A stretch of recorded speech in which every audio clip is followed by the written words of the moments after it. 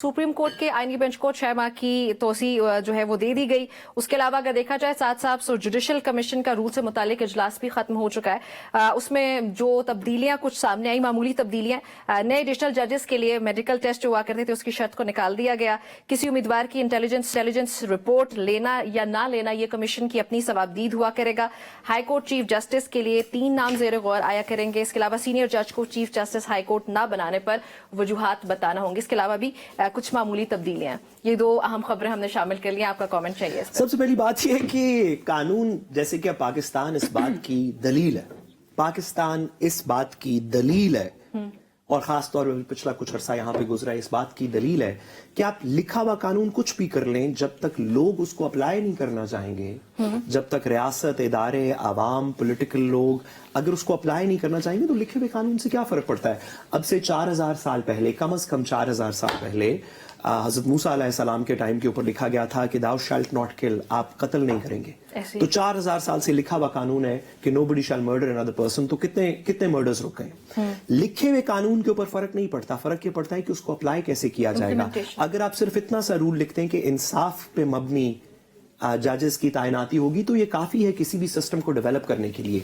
लेकिन जी मैं कह रहा हूँ कि बहुत अच्छी बात है रूल्स लिख दिया। Like I'm genuinely asking you कि उसकी डेफिनेशन क्या कौन करेगा? So for example, ऐसे अदवार गुजरे हैं जिसमें ऐसे लोग मौजूद थे जिन्होंने एक लाइन के लॉ के नीचे पूरा जूरिस्प्रूडेंस क्रिएट की और उसके अंदर हजरत मूसा अलैहिस्सलाम की कौम के अंदर जो 10 कमांडमेंट्स हैं उनके अंदर एक एक लाइन के नीचे पूरी जूरिस्प्रूडेंस 2000 साल की है। सेंट ऑगस्टीन इस तरह चलते थे। बहुत सारी एग्जांपल्स दी जा सकती हैं। सवाल यह है कि रूल्स तो आपने लिख दिए, इसको अप्लाई कैसे करेंगे।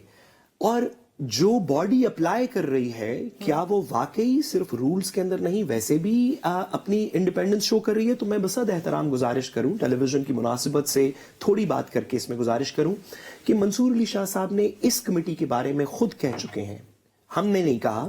मैं और मैडम कहते तो शायद भी किसी और जुमले में बात जा सकती थी।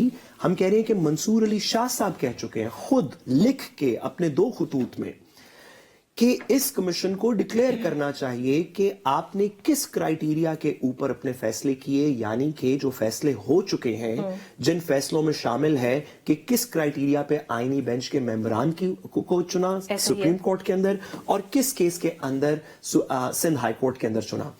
इस हद तक के मंसूर अली शाह साहब का वो लेटर ने कहा कि और वो ये कह चुके हैं कि ये 19A में, आर्टिकल 19A में ये फ्रीडम ऑफ इंफॉर्मेशन के जुमरे के अंदर आता है कि अवाम नास को ये पता हो कि हमारे हुकूक के जो फैसले करेगी बॉडी, कॉन्स्टिट्यूशनल कोर्ट जो हमारे बुनियादी हुकूक के फैसले करेगी, उनके मेंबरान की तैनाती का क्राइटेरिया क्या था, फैसला क्या था, लॉ मिनिस्टर ने क्या कहा, चीफ जस्टिस ने क्या कहा, उनका कोई तहरीरी फैसला होना चाहिए जो डिस्क्लोज होना चाहिए।